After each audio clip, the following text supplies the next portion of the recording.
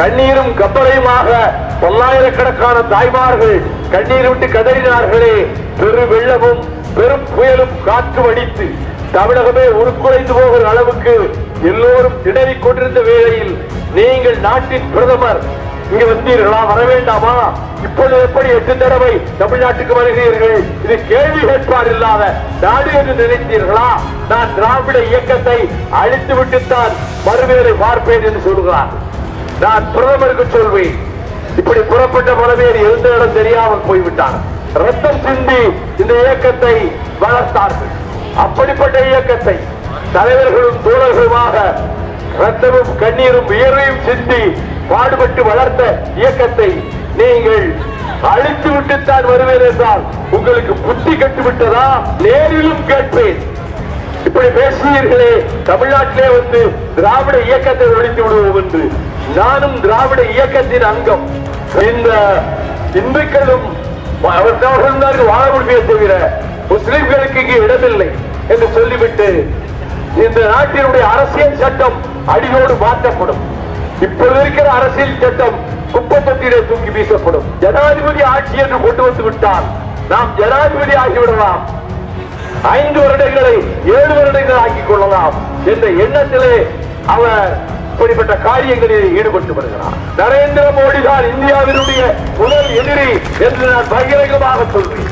அத்தனை மாநில முதல்வர்களும் ஒருவரைத்தான் தேடி வருகிறார்கள். அவர்தான் நமது முதலமைச்சர் தளபதி ஸ்டாலின் அவர்கள்.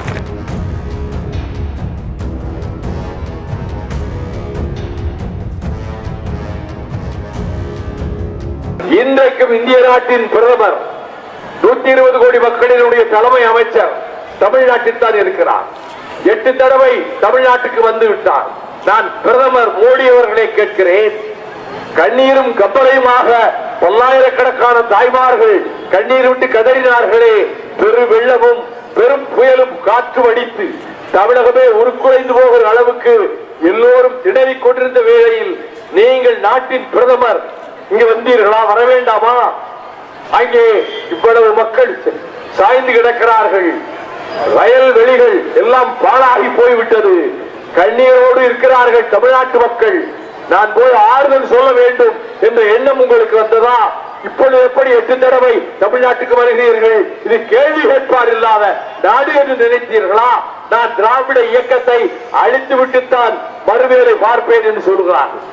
நான் பிரதமருக்கு சொல்வேன், இப்படி புறப்பட்ட பலவேறு எந்த இடம் தெரியாமல் போய்விட்டார். நீங்கள் எங்களை ஒழித்து விடுவோம் திராவிட இயக்கத்தை.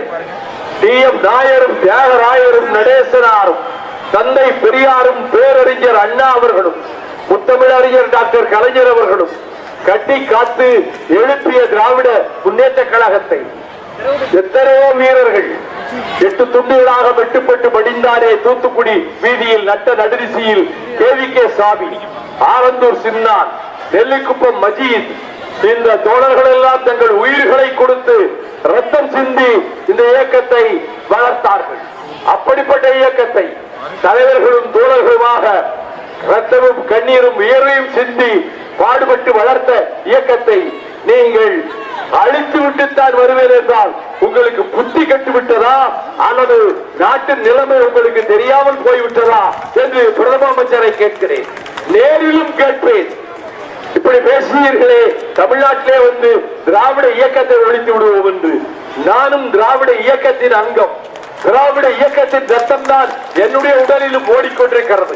எத்தனையோ லட்சக்கணக்கான தொண்டர்கள் பாடுபட்டு, எத்தனையோ தாய்மார்கள் கண்ணீரும் கம்பளையுமாக கணவன் சிறை சென்றாலும் அருமை மகன் சிறை சென்றாலும் அதை ஊக்குவிக்கக்கூடிய புறநானூற்று தாய்மார்கள் தான் இங்கே ஏராளமாக வந்திருக்கிறார்கள். இந்த இந்துக்களும் அவர்கள் வாழ முடியும் தவிர முஸ்லிம்களுக்கு இங்கே இடமில்லை என்று சொல்லிவிட்டு இந்த நாட்டினுடைய அரசியல் சட்டம் அடியோடு மாற்றப்படும். இப்பொழுது இருக்கிற அரசியல் சட்டம் குப்பத்தொட்டிலே தூக்கி வீசப்படும். புதிதாக ஒரு அரசியல் சட்டத்தை நாங்கள் தயாரிப்போம் என்று வெளியிட்டார்களே, அந்த பிரகடனத்தை பின்பற்ற வேண்டும் என்று வலியுறுத்துகிறார்களே, அவர்கள்தான் இந்த தேர்தலில் எப்படியாவது வெற்றி பெற்று விட்டால் இந்த நாட்டினுடைய தலைவிதியை மாற்றிவிடலாம். இன்றைக்கு இருப்பது பார்லிமெண்டரி சிஸ்டம் ஆஃப் கவர்மெண்ட், இன்றைக்கு இருப்பது பாராளுமன்ற ஜனநாயக முறை. ஆனால் நரேந்திர மோடி என்ன கனவு காண்கிறார் தெரியுமா?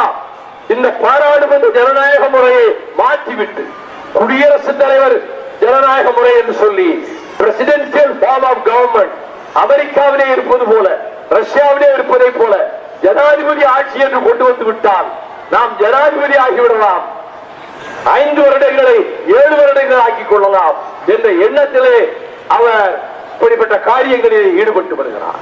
இன்றைக்கு காஷ்மீரம் நம்ப வைத்து கழுத்தெடுத்து ஷேக் அப்துல்லாவை சிறையிலே போட்டு அந்த காஷ்மீரத்தை இன்றைக்கு 3 துண்டுகளாக ஆக்கிவிட்டார் நரேந்திர மோடி. ஆகவே இந்தியாவினுடைய முதல் எதிரி யார் என்று கேட்டார், நரேந்திர மோடி தான் இந்தியாவினுடைய முதல் எதிரி என்று நான் பகிரங்கமாக சொல்வேன்.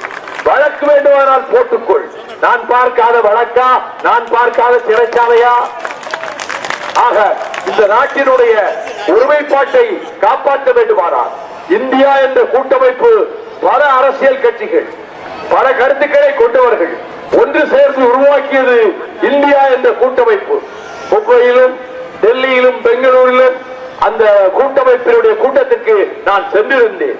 அத்தனை மாநில முதல்வர்களும் ஒருவரைத்தான் தேடி வருகிறார்கள். அவர்தான் நமது முதலமைச்சர் தளபதி ஸ்டாலின் அவர்கள். அவரிடத்திலே வந்து யோசனை கேட்கிறார்கள். ஒவ்வொரு நாளும் ஒரு திட்டத்தை அறிவிக்கிறார் நம்முடைய முதலமைச்சர் தாய்வார்களே. வெள்ளமும் புயலும் நம்மை சூழ்ந்து கொண்டு தாக்கிய போது கூட குஜராத்துக்கு தருகிற படம், பீகாருக்கு தருகிற படம், உத்தரப்பிரதேசத்துக்கு தருகிற படம், ஏன் எங்கள் மதுரை சமவெளியை கொண்டிருக்கக்கூடிய பாண்டிய மண்டலம், சேர மண்டலம், சோழ மண்டலம் என்று ஒரு காலத்திலே கொடிகட்டி உயர்ந்த எங்கள் தமிழ்நாட்டுக்கு ஏன் இல்லை? நாங்கள் நாடுகள் பலவற்றை வென்றவர்கள். எங்கள் முன்னோர்கள் கீழ்த்திசை நாடுகளிலே எல்லாம் வெற்றி பெற்றார்கள். சோழ மன்னர்கள் இமயம் வரை படையெடுத்து வந்தார்கள். அப்படிப்பட்ட வீரமும் வீரமும் நாகரீகமும் பண்பாடும் கொண்டிருக்கக்கூடிய தமிழகத்தை நீங்கள் புறக்கணிக்கிறீர்கள். நாங்கள் ஒரு முடிவுக்கு வந்துதான் இதிலே செய்கிறோம். இதிலே அவர்கள் தோற்கடிக்கப்பட வேண்டும். பாரதிய ஜனதா கட்சி இனி தமிழ்நாட்டிலே தலையெடுக்க முடியாது என்ற வகையிலே வேரோடும் வேரடி மண்ணோடும் இந்த இந்துத்துவ சக்திகளை நாம் வீழ்த்த வேண்டும். இதுபோன்ற செய்திகளை மேலும் தெரிந்து கொள்ள எங்களது யூடியூப், Facebook மற்றும் Twitter ஆப்களை சப்ஸ்கிரைப் செய்யவும்.